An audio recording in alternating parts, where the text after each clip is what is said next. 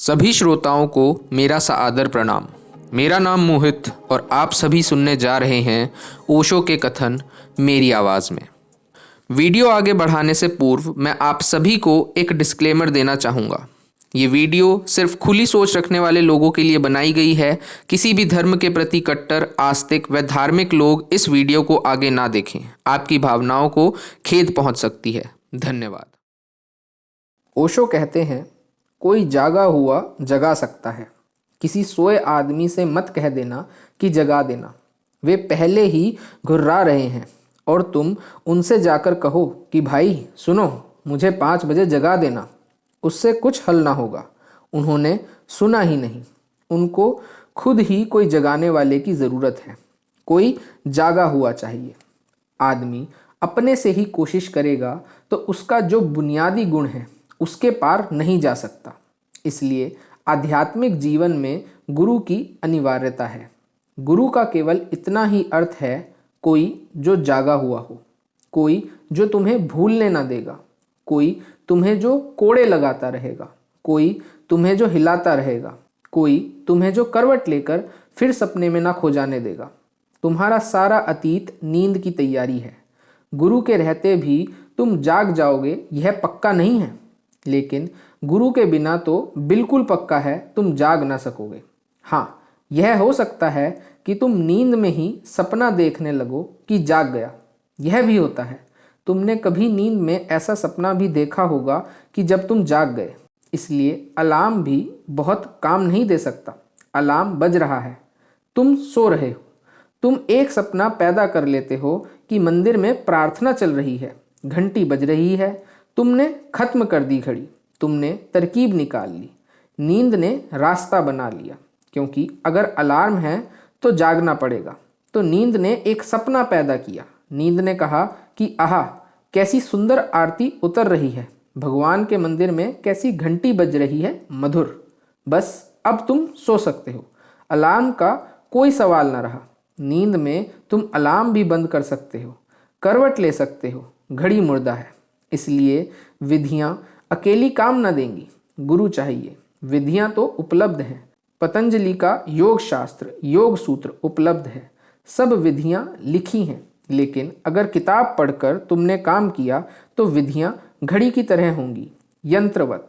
तुम कर भी लोगे, लेकिन करोगे तो तुम ही, सोया हुआ आदमी। कबीर कहेंगे, स्मरण करो। तुम सुमिरन कर लोगे, माला फेर लोगे। जीवित गुरु चाहिए। सभी धर्म मर जाते हैं जिस दिन उनका जीवित गुरु मर जाता है। सिख धर्म जिंदा था जब तक 10 गुरु जिंदा थे। जिस दिन गुरु गोविंद सिंह ने तय किया कि अब गुरु ग्रंथ ही गुरु होगा, अब कोई जीवित गुरु नहीं होगा, उसी दिन मर गया। तो 10 गुरुओं के जीते जी जो खूबी थी सिख धर्म में, वह बात ही और थी। तब यंत्र नहीं था, जीवित आदमी था। जैनियों के 24 तीर्थंकर जब तक थे तब तक जीवंत धारा थी। फिर जैनियों ने तय किया कि अब 24 से ज़्यादा तीर्थंकर नहीं। महावीर के बाद दरवाज़ा उन्होंने बंद कर दिया, मर गया। तब से जैन धर्म भी एक लाश है। मोहम्मद के साथ इस्लाम जिंदा था, कुरान के साथ मुर्दा है। हालांकि कुरान मोहम्मद की किताब है, इससे कोई फ़र्क नहीं पड़ता। मैं खड़ा हूँ एक डंडा लिए, तुम सो रहे हो। मैं डंडे से तुम्हें उठाता हूँ, डंडा नहीं उठाता, मैं उठाता हूँ। तुम्हारी आंख खुल जाती है, मैं तो तुम्हें दिखाई नहीं पड़ता, डंडा तुम्हें छूता दिखाई पड़ता है। तुम डंडे को पकड़ लेते हो अहोभाव से कि बड़ी कृपा कि तुमने मुझे जगा दिया। अब तुम अपने बच्चों को डंडा दे जाओगे कि संभाल कर रखना, यह जगाता है। जुगत मर गई, डंडा नहीं जगा रहा था, डंडे के पीछे कोई जीवित हाथ थे। डंडा क्या जगाएगा? डंडा अकेला क्या करेगा? अलार्म घड़ी रह जाती है आखिर में, फिर उसे तुम संभालते रहो। अलार्म भी बजता रहेगा और तुम सोते भी रहोगे। सभी शास्त्र डंडे हो जाते हैं। तुम उनकी पूजा करते हो, याद करते हो। और यह भी नहीं है कि कभी उनसे लोग ना जगे थे। लेकिन कोई जीवित हाथ पीछे था, कोई नानक पीछे था। वह कंपन जो डंडे में था, डंडे का नहीं था, वह उस जीवित हाथ का था। वह डंडे में जो जीवन प्रवाहित हो रहा था, वह नानक का था।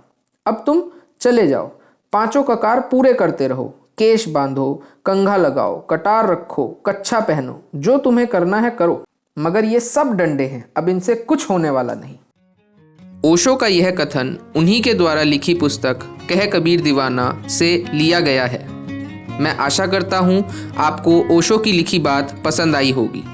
इस कथन पर आपके क्या विचार हैं मुझे कमेंट्स करके ज़रूर बताइए और साथ ही वीडियो को लाइक और शेयर करना ना भूलिए अपने उन दोस्तों के साथ जिन्हें ये बात पता होनी चाहिए।